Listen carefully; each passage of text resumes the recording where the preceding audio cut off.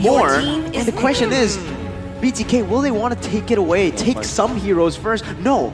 The answer is no. They get the Farsa for just to round up the first phase, and now Blacklist has the opportunity to limit those heroes once again for Mobazane. Personally, I like what BTK is trying to do here, and we already see that Aldous is going to get locked in for the side of Blacklist International. This is really going to shake things up because currently BTK still lacking a jungler here. Blacklist pretty flexible on who their jungler necessarily needs to be. With the reveal on the far side, the Beatrix, both very squishy and both very easy to gap close because of the fact that Aldous, I mean, one of the best gap closing kind of skills. It's the ultimate for the chase fate of this Aldous. It's also one of the favorite heroes for Blacklist International. But this also means that they might have revealed their tri-core or their trio in the mid lane of Blacklist International, as they normally run Aldous on Wilds. And then, of course, the Eve and the Cho, that will be your combo mid lane. Your team is banning. Lolita still banned out by BTK. By Blacklist International, I mean. Yeah, good respect coming out of Blacklist International. I think they know for a fact that, Shark has been doing a really, really good job, and the team plays around that Numinous Blast really well. BTK on the other side, ban out Paquito this time around, understanding that Blacklist International, they have the rather same idea. We're going to have to stop the real world manipulation. We somehow have to stop the feathered airstrike as well. Yeah, you know what's really good with the Aldous? A healing type hero, a utility based hero. And right now we have the Estes and Rafaela ban. One hero that is in the SS tier list of a Wolf. What is it, Wolf? Just mention it right now. It's the Florin. It's up for grabs for the side of Blacklist International, man. And I want to see it. The global healing as well, because this is going to be really good. Coming up against BTK, a team who likes to play the cross map. That global healing, global presence will mean that they will have the Aldous and that Florin ult. And now, final ban. Matilda from Blacklist. The Florin is gonna be really nuts. I mean, we saw it in MPLI, if I'm not mistaken. However, that will mean that the Cho will be given to someone else. Maybe on the gold lane or maybe in the XP lane. I'm thinking that it's most likely going on towards OHEB's side. That's the general vibe that I'm getting right now, because their draft is still pretty open up. It really depends on what BTK is going to come up with. If they have some stranger picks, they have some flexibility in that side. But BTK making sure that OHEB is going to get punished here. At least they got rid of something that's really tough in that Alice. It was too much. Dealing with the Alice alone in game number 2 was already nightmarish for BTK. Dealing with both the Aldous and the Alice, that is really difficult. What do you think about that ban, though? Because personally, for me, I feel like if you already have this Beatrix, might as well just force the Alice to come out. You're going to bully her anyways, and your team can play for that top side, maybe even snowball from there. And Blacklist International right now, they are going for the full ultimate bonding experience kind of composition. What they need now to round it off is a healing hero. But look at this. They have a very solid front line. They have that backline damage coming in from the Eve, and it is looking super scary for BTK as of right now. I don't know. I feel like Blacklist International is baiting BTK into taking away Florin. I think they all have the same idea. Do we give away Florin over to Blacklist International, or do we take it for ourselves? Both not very good, because if BTK takes it, it kind of compromises their overall team composition. I wonder if BTK is inclined to pick up something like an expert in a jungler role, or maybe in their XP lane, right? Because there's so much beefiness and tankiness in the side of Blacklist International. Instead, they go for the Karina, which is one of the answers to the Aldous. Your team is and then the Grok. All right. Oh, I like that. Okay, so the idea is you push the tempo instead. Don't try to match up against the Aldous in the late game. Just try to be aggressive. Try to invade the jungle of Blacklist International as soon as possible. I love it. I love it. Snowball is the name of the game, and Blacklist International going to be locking in that Lunox. You want a snowball? Don't worry. Once I hit level 4, it's going to be tough to dive this boy. Yeah, not just that. Honestly, from the side of BTK, not only is the Grok really good in the early game, synergizing really well with the Karina as well to get the snowball, but also it's really good to split up the team fight. This is what they want with the single targets of the Karina, of this damage output. They want to target one by one, like game number 1. And so far from the draft, I feel like both teams have a very solid draft. I would personally still prefer Blacklist draft, but it's all going to come down to the execution at this point. I feel like with Blacklist International, there is some form of fail-safe to their composition. Yes, compared exactly. to BTK, which is all about them matching up that tempo, making sure that they do not miss a beat here, Wolf. Yeah, definitely. Because of the fact that they have this late game scaling, and they also have wave clear. In fact, and they also have frontliners. So it's almost spelling you like scaling for Blacklist International. That's all they want. I love it. I love it. It's time for game number 3 here at the M3 World Championships. It's going to be BTK up against Blacklist International. Let's jump right into the games. Okay, now we need to talk a little bit more from the drafts in the early phase. Like we mentioned, BTK, they need to get this snowball going, man. They have the winning lane at the bottom side. All of the things we mentioned for this BTK team to be able to maximize their playstyle, they have it right now. A winning lane, winning mid lane, and that early aggression from the jungle. So let's see what they can do with this. Yep, I'm very curious to see how they're going to play this Little Wanderer side, as Karina did start on the purple buff, and immediately Wise is able to get priority over it because he was closest to it. So those precious few seconds, missed opportunity, but that's generally fine as BTK. They want to take it slow for now. Level 4 is going to be when things are going to happen. Now BTK straight up, they want a snowball. For the side of Blacklist International, they can't really drag this game so as far as they wanted to. Because if you're looking at BTK, they drafted a lineup that will not be, like on a strategical standpoint, will not be good against Blacklist International. This is besides the point of the fact that they're not that scaling.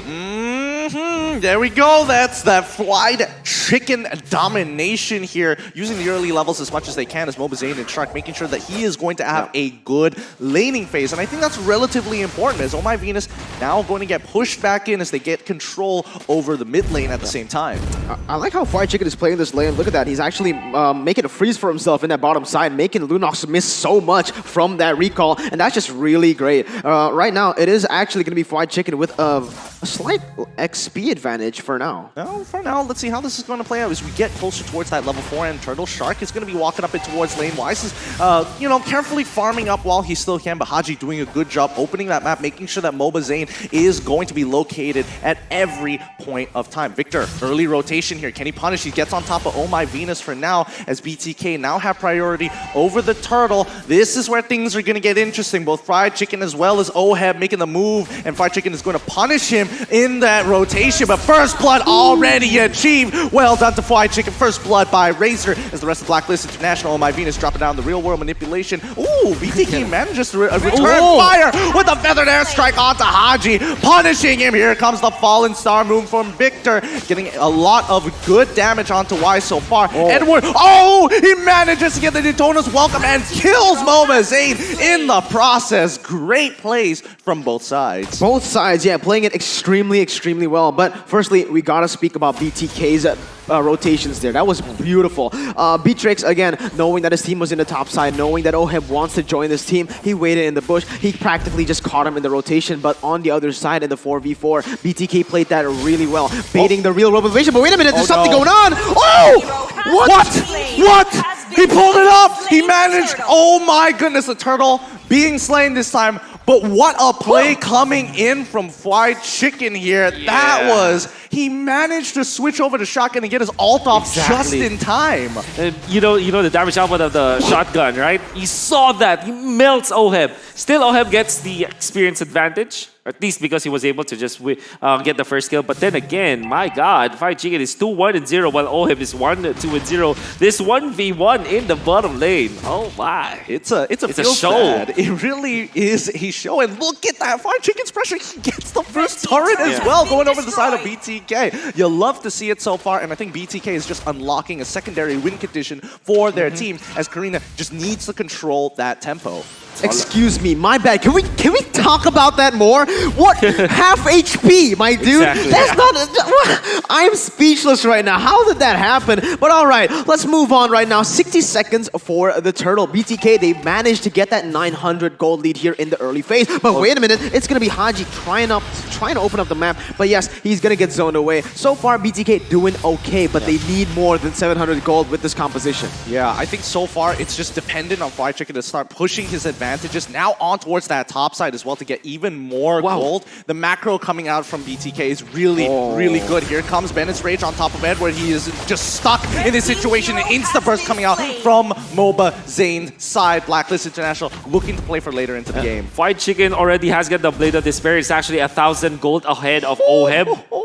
That is more than impressive. Now, he did it in the first game. He went for like the Renner as well as the Wesker, the Biru as well. Sometimes he goes for the shotgun and the rocket launcher altogether for more burst damage, and this is also, I would say Fried Chicken is more comfortable in this Beatrix more than anyone else, because the way I see some teams pull up the Beatrix, they only focus on maybe 2 weapons, but Fried Chicken takes advantage of to look at how aggressive he is. Whoa!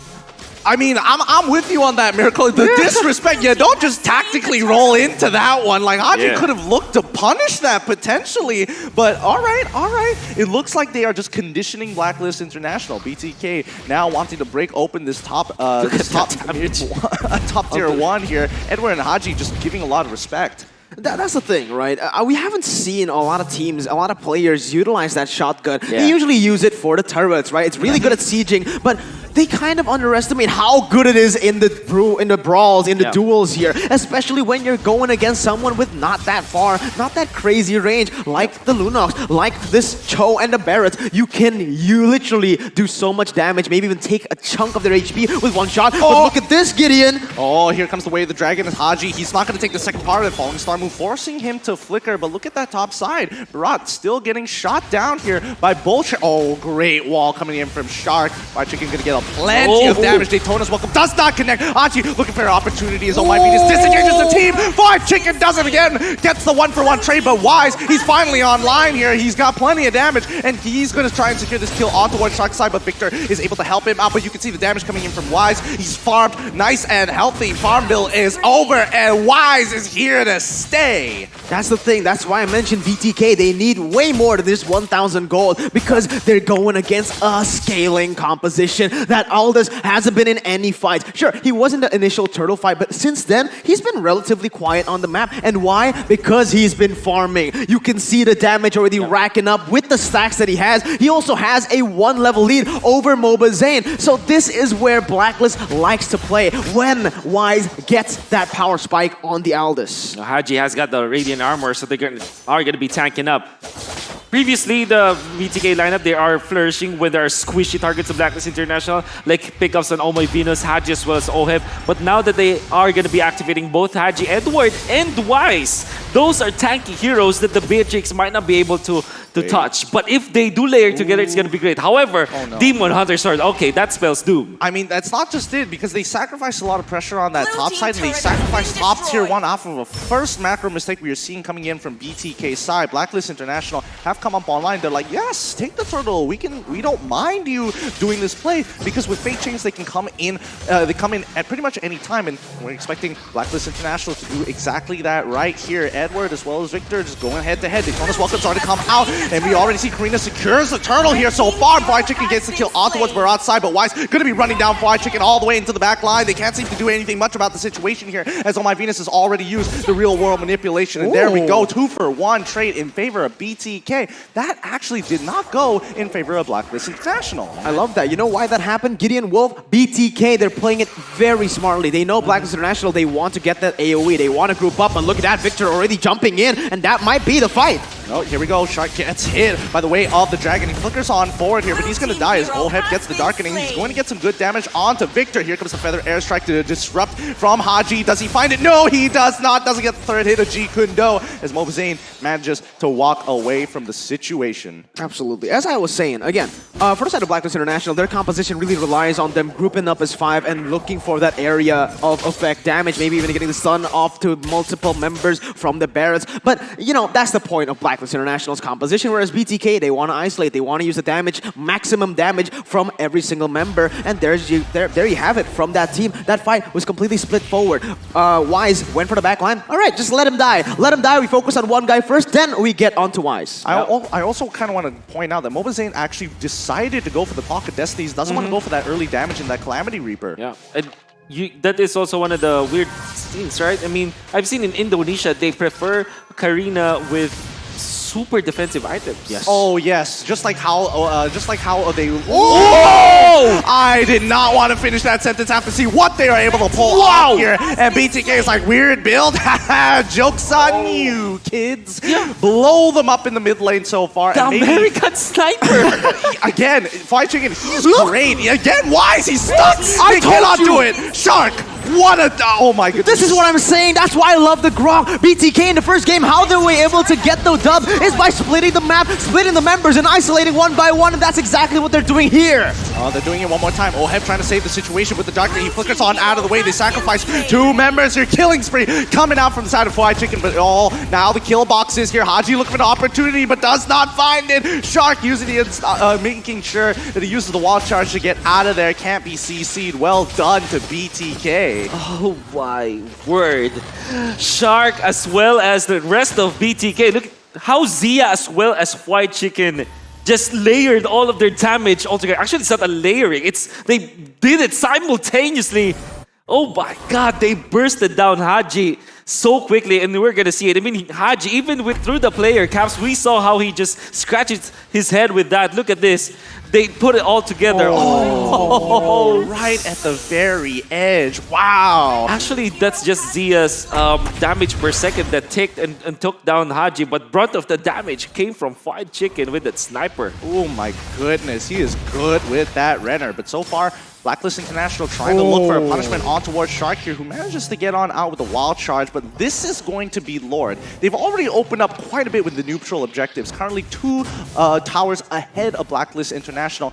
Maybe they're looking to contest here. Victor is on his way, and Blacklist International pulls back. Blacklist needs to play with their tempo. So far, BTK has been so good at just forcing their own tempo onto the enemy team. That's why they've been able to make a lot of good engages here. Blacklist, they need to stay composed. And right now, BTK, they're just using the macros so well. Pushing in the mid and the bottom side and forcing Blacklist to come here. So look at that. Without doing anything, they're still getting advantage on the board. And look at that. It's going to be another fight. Yep, they've already started. Oheb's getting into the middle of it. They've already stopped Zia, getting him out of there. But Karina secures the kill. The Lord has been saved. Mobazane does not fail. Wise coming in with a chain spade. He's already got the double kill onto Mobazane, but Wise can't do anything about it. Trapped, stunned down. Mobazane looking to get Oh My Venus at the same time here. He's finally at the damage and an opportune play. Well done for Zia, getting the Purify off just in time. Feathered airstrike to punish Haji. Here comes Oh My Venus to try and stop things up. Victor happily absorbing the shields, but he doesn't want to go any further than this. Oh no, Mobazane! He got punished with the real world manipulation. Honestly, there is just not much to say about BTK's playstyle right now because they're simply doing everything perfectly. From the setup to the fight, the setup to the Lord, the initial fight, and the end of the fight, they played it completely perfectly. And I do want to put emphasis on Shark. This guy is always at the center of it, setting up for these team fights in the front, in the back, wherever he is always in that fight, and he is always doing wonders with whatever hero he is playing. Most importantly, the wall that he is using. The timing is always perfect. Allows for BTK to get more kills after, getting enough kills in the start of the clash. All right, speaking of clash here, Wise getting hit by the Feather Airstrike with the initial stun coming out of Zia, but that's not what they want. They want to catch off Blacklist International in an awkward position. Their Lord is already gone, but they never broke open an inhibitor, which is, testament to Blacklist International. They've got their priorities straight. Yeah, and speaking of priorities, BTK, Fried Chicken already has got the win in nature, which was a problem for Blacklist International because for the longest time, Wise was able to run down Fried Chicken. The moment he got that win of nature, the turnaround is just so easy for Fried Chicken because all he needs to do is just to make some distance away from Wise's initiation and then deal the damage afterwards. And so far, this guy on the Beatrix, the American sniper. So good. So good, yeah. But let's talk about Mobazane's build real quick. Calamity Reaper, Thunderbelt in the same build already? Oh. I would say he is not playing that tank Karina that we've seen from Indonesia as well as from the Philippines. Want to bring the damage onto Blacklist International. So a bit of a hybrid. Just like, yes, I've got the stats with the HP, but I got plenty of damage at the same time. Okay, pretty interesting. The thing is, from the last few patches, we've actually seen that, the game has just been focused on taking this Karina tank out of the meta. And so far, with this hybrid, semi-tank kind of build, it's been working really well. You have that base damage. You also have the additional damage from the Clock of Destiny, making you able to scale a little bit more. But look at that! Oh no! It's over. They knew they had him caught in, and now Shark will have to pay the price. Unfortunately, he gets hit by the Daytonas. Welcome here, Oheb. Shark gets shot down, 50% HP. Shark's holding strong. Can he make it out? Nope. Haji going to have to use the Way of the Dragon to secure that kill. But here comes, you know it. It's Jade, Fate, Wise looking for the one shot onto Zia here. The Victor tries his best with a falling star move, but he gets knocked out of the way. Edward making sure he's taking the brunt of that damage. Wise has done his duty. So this is the problem for BTK. Maybe because of the fact that they are inexperienced compared to Blacklist International, right? On a relative level.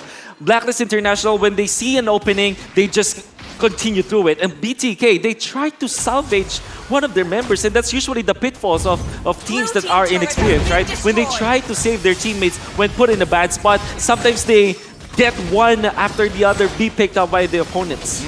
Oh, good Purify coming in from Victor here, stopping the Daytona's welcome. But he gets kicked on backwards as he tries to engage. Oh my Venus now dropping on full ultimate. Oh, the wild charge knocks him out of position. But now Victor, he dies straight away to Oheb, who is fully scaled up in towards this game. Magic penetration more than enough to get through the Frostboot shield. I completely agree with you, Wolf, right here. For the side of Blacklist International, this is why I say you can never ride them out. This is the reason I actually preferred their draft in that drafting phase. It's because they have that reliability to the late game. They can play to the late game, and they're actually stronger in that late game with all the heroes that they picked up. So all they need to do is weather out the storm, play it safely, and now with their item power spikes, with Oheb hitting it, with Wise just stacking all across the board again, it is going to be really hard for BTK to come back from this. Haji, look at him! Yep, he finds a way to drag it on towards Morbazane, who instantly gets popped here as Oheb is going to sit by Oh My Venus, just zoning the rest of them. Blacklist International guaranteed they get the Lord. Morbazane in the little bit of frustration here. Somebody needs to open up the map for him a little bit more because Haji